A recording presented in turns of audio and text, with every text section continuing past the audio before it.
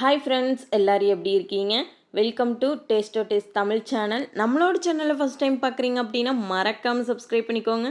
அப்படின்னா அதை நான் போகிற வீடியோ உங்களுக்கு உடனே வரும். நம்ம இன்றைக்கி என்ன வீடியோ பார்க்க போகிறோம் அப்படின்னா சிக்கன் பிரியாணி தாங்க பார்க்க போகிறோம்.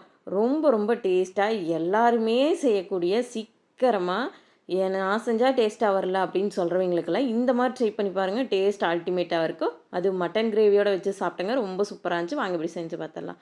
குக்கரில் ஆயில் ஆட் பண்ணிவிட்டு ஹோல் கரம் மசாலா, பச்சை மிளகாய் ஆட் பண்ணி நல்லா வதக்கி விட்டுட்டு வெங்காயம் ஆட் பண்ணி நல்லா வதக்கிக்கோங்க. நீங்கள் வெங்காயம் நல்லா வதக்கணுங்க. அப்படின்னா தான் பிரியாணி சூப்பராக இருக்கும். இப்போ நம்ம இந்த ஸ்டேஜில் 1 டேபிள் ஸ்பூன் அளவுக்கு காஷ்மீரி மிளகாத்தூள் ஆட் பண்ண போகிறேங்க. இது ஏன் ஆட் பண்ணுறோம் அப்படின்னா பிரியாணிக்கு நார்மலாகவே இது கலர் கொடுக்குங்க. எந்த ஒரு ஃபுட் கலருமே நம்ம போட வேண்டிய தேவையில்லை. இது ஒன்று இந்த மாதிரி எண்ணெயிலே நீங்கள் ஆட் பண்ணிட்டீங்க அப்படின்னா இந்த மாதிரி எண்ணெயிலே போட்டு நல்லா வதக்கி எடுத்துகிட்டு இதில் இஞ்சி பூண்டு பேஸ்ட் ஆட் பண்ணிக்கோங்க. ஒரு 2 டேபிள் ஸ்பூன் அளவுக்கு இஞ்சி பூண்டு பேஸ்ட் ஆட் பண்ணி இதையும் நல்லா வதக்கிக்கோங்க. இது நல்லா வதங்கட்டுங்க. அந்த இஞ்சி பூண்டோட ராஸ்மல் போகிற வரைக்கும் நல்லா மிக்ஸ் பண்ணி எடுத்துக்கோங்க. இப்போ ஒரு கை அளவுக்கு புதினா எடுத்துருக்கேங்க. ஒரு கை அளவுக்கு கொத்தமல்லி தழை எடுத்துருக்கேன். அதையே ஆட் பண்ணி நல்லா மிக்ஸ் பண்ணிக்கோங்க. இந்த மாதிரி ஒரு டைம் பிரியாணி செய்யுங்க. ஆனால் டேஸ்ட்டு அல்டிமேட்டாக இருக்கும். இது செய்ய தெரியாது அப்படின்னு சொல்கிறவங்களும் இந்த மாதிரி பார்த்து செஞ்சிங்கன்னா உங்களுக்கு செய்யறதுக்கு ரொம்ப ஈஸியாக இருக்கும். அதுக்கப்புறம் தக்காளி கட் பண்ணி வச்சுருக்கேன். அதையும் ஆட் பண்ணி நல்லா மிக்ஸ் பண்ணிக்கோங்க. பாருங்கள், தக்காளி எந்த அளவுக்கு வதங்கணும் அப்படின்னா நீங்கள் மசிகிற அளவுக்கு தக்காளி வதங்கணுங்க. அப்போனா தான் நம்மளுக்கு அந்த பிரியாணி அந்த கிரேவியோடு நல்லா மிக்ஸ் ஆகும். பாருங்கள், இந்த அளவுக்கு நல்லா தக்காளியை வதக்கணும். வதக்கி எடுத்துகிட்டு இப்போ நம்ம ஒரு குழிக்கரண்டி சின்ன குழிக்கரண்டி அளவுக்கு தயிர் எடுத்து அதையும் நல்லா மிக்ஸ் பண்ணிக்கலாங்க. இப்போ நம்ம மசாலாவெல்லாம் ஆட் பண்ணிக்கலாம். நான் பட்டை, கிராம்பு, ஏலக்காய் 3 தனியாக பிரியாணிக்குனே பொடி பண்ணி வச்சுக்குவேன். அதுலேருந்து ஒரு டேபிள் ஸ்பூன் ஆட் பண்ணிக்கிறேங்க. ஒரு டேபிள் ஸ்பூன் நம்ம வீட்டில் யூஸ் பண்ணுற மிளகாத்தூள் ஆட் பண்ணிக்கிறேன். அதையும் ஆட் பண்ணி நல்லா மிக்ஸ் பண்ணிவிட்டு இப்போ நம்ம கழுவி வச்சுருக்க சிக்கனை ஆட் பண்ணிக்க போகிறேங்க. நான் இந்த மசாலா மட்டும்தாங்க ஆட் பண்ணுறேன். மற்ற எந்த மசாலாவுமே ஆட் பண்ணல. இதை ஆட் பண்ணி நீங்கள் செய்யும்போது டேஸ்ட் ரொம்ப சூப்பராக இருக்கும். சிக்கனை ஆட் பண்ணிவிட்டு நல்லா மிக்ஸ் பண்ணி விட்டுக்கோங்க.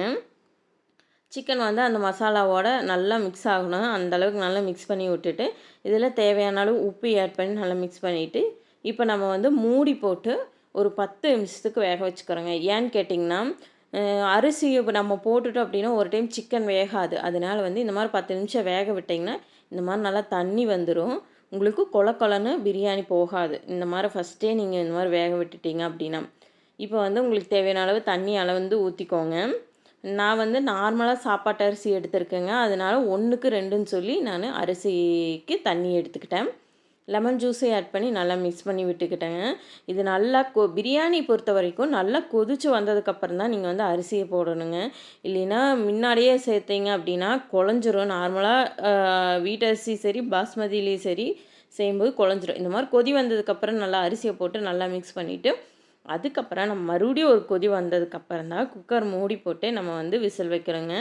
பார்த்திங்கன்னா நல்லா கொதி வந்துடுச்சு. இப்போ நம்ம குக்கர் மூடி போட்டு ஒரே விசில் மட்டும் விட்டுக்கிறேங்க. எனக்கு பாதி நேரம் கறியை வேக வச்சிட்டோம். இப்போ ஒரு விசில் மட்டும் விட்டோம்னா இந்த மாதிரி சூப்பராக வந்திருக்கு. பார்த்தாவே உங்களுக்கே தெரியும். மறக்காமல் இந்த மாதிரி ட்ரை பண்ணி பாருங்கள். பிரியாணி ரொம்ப டேஸ்ட்டாக வந்ததுங்க. அது இந்த மட்டன் கிரேவியோடு வச்சு சாப்பிடும்போது பிரியாணியோட டேஸ்ட்டு சொல்லவே வேண்டாங்க. ரொம்ப அல்டிமேட்டாக இருந்ததுங்க.